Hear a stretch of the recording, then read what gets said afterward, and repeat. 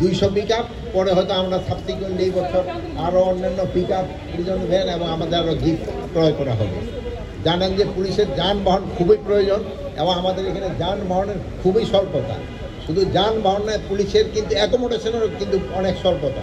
25টা থানায় আমাদের কিন্তু ভাড়া থানা, 50টা থানার ভিতরে 25টা থানায় ভাড়া, ওর ভিতরে 5টা থানা আমরা এইবার কিছুদিন আগে একটা মানে আনুষ্ঠানিকভাবে ভিত্তিপ্রস্তর স্থাপন করা হয়েছে। আরও 2টা থানা হয়তো আমরা খুব তাড়াতাড়ি করতে পারবো, তারপরে হয়তো সাবসিকুয়েন্টলি অন্য থানাগুলি করা হবে।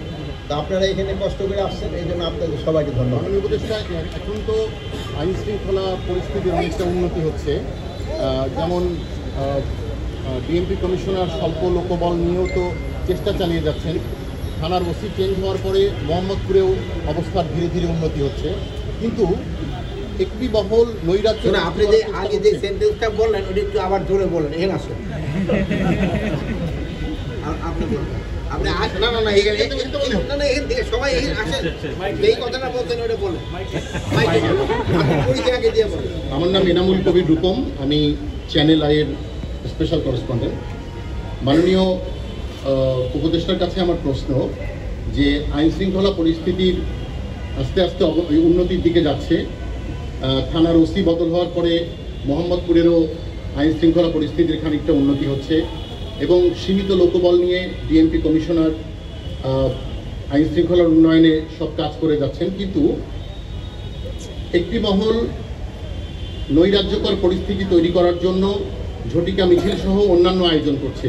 এটা কেন ঠেকানো যাচ্ছে না মাননীয় উপদেষ্টা? আপনার অনেক অনেক ধন্যবাদ।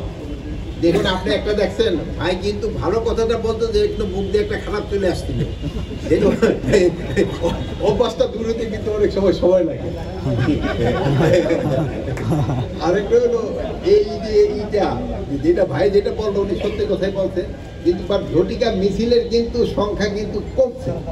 আপনারা জানেন একবার অনেক 244 জন যে সময় আমরা একবারে ধরলাম হাতে নাতে, সেই সময় কিন্তু এরপরে কিন্তু সংখ্যাটা অনেক কমে আসছে। তা আপনাদের এরকমভাবে যদি আপনারা সাহায্য এবং সহযোগিতা করেন তবে এইগুলি আরও কমে যাবে, এক সময় দেখবেন আস্তে আস্তে এলিমিনেট হয়ে যাবে। আর অপরাধের সংখ্যাও কমছে। আরেকটা একটা হলো ইলেকশন মুডে সবাই চলে আসবে, সেই সময় এই অপরাধগুলি কমে যাবে, কিন্তু সেই সময় ধরনের প্রসেশনগুলি বেড়ে যাবে, যেহেতু সেই সময় বিভিন্ন দল তাদের পার্টি প্রসেশন করবে। তবে আমি সবসময় বলি ইলেকশনের জন্য তো কয়েকটা অর্গানাইজেশনের সবচেয়ে বেশি কাজ। একটা হলো সবচেয়ে বেশি হলো ইলেকশন কমিশন, তারপরে হলো আপনার আছে যে আমাদের প্রশাসন, তারপরে হলো আমাদের আছে আইন শৃঙ্খলা বাহিনীতে আমরা যারা আছি, আর আরেকটা হলো যারা নির্বাচন করবে পলিটিক্যাল পার্টি, তাদের এটা কিন্তু সবচেয়ে বেশি। এখন দেখেন পলিটিক্যাল পার্টির ভিতরে নিজেদের যে সময় নমিনেশন দেওয়ার পরে সে সময় আবার একটা ছোটোখাটো সমস্যা দেখা দেয়। তো আমরা বলবো যে সবাই যদি সহযোগিতা করে তো নির্বাচন কিন্তু খুব ভালোভাবে হয়। আর সবচেয়ে বড় স্টেক হোল্ডার হলো জনগণ। জনগণ যখন নির্বাচনমুখী হয়ে যাবে সেই সময় কেউ কোনো কিছু আটকাতে পারবে না। জনগণ হলো সবচেয়ে বড় ফ্যাক্টর। তা আমাদের দেশের জনগণ কিন্তু নির্বাচন সম্বন্ধে খুবই সচেতন। দেখবেন এখনই কিন্তু চায়ের স্টলে এই নির্বাচন নিয়ে আলোচনা শুরু হয়ে গেছে। এটা যতই দিন ঘনে আসতে থাকবে আলোচনা আরও বেশি হবে এবং আপনারাও এইগুলি মিডিয়ায় প্রচার করবেন এবং নির্বাচনটা যেন সুস্থ, শান্তিপূর্ণভাবে এবং উৎসব মুখর হয়, এই জন্য আমাদের সবার চেষ্টা থাকবে। আমরা আশা করি যে নির্বাচনটা খুব শান্তিপূর্ণভাবে এবং উৎসব মুখর হবে। আপনারা সবাই একটা প্রশ্ন আর কি জাস্ট জানার জন্য, সেটা হচ্ছে যে আমাদের সভাপতি রূপম বলেছেন যে আইন শৃঙ্খলা পরিস্থিতি উন্নত হচ্ছে, কিন্তু পাশাপাশি একটা জিনিস দেখা যাচ্ছে, গতকাল পুলিশ সার্ভিস অ্যাসোসিয়েশন একটা প্রতিবাদ পাঠিয়েছে, বিভিন্ন জায়গায় দেশের বিভিন্ন জায়গায় পুলিশ মারধরের শিকার হচ্ছে, নির্যাতনের শিকার হচ্ছে, আইন হামলার শিকার হচ্ছে। এই পরিস্থিতিতে আপনার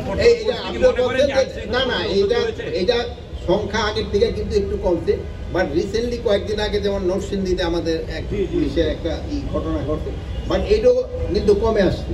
এটার জন্য যদি আপনারা যদি এটা যেভাবে প্রচার করে যাচ্ছেন এইভাবে যদি প্রচার করে যান তো আমাদের জন্য ভালো হয় এবং জনগণ আস্তে আস্তে কিন্তু সচেতন হয়ে যাচ্ছে। সবকিছুর মূল এই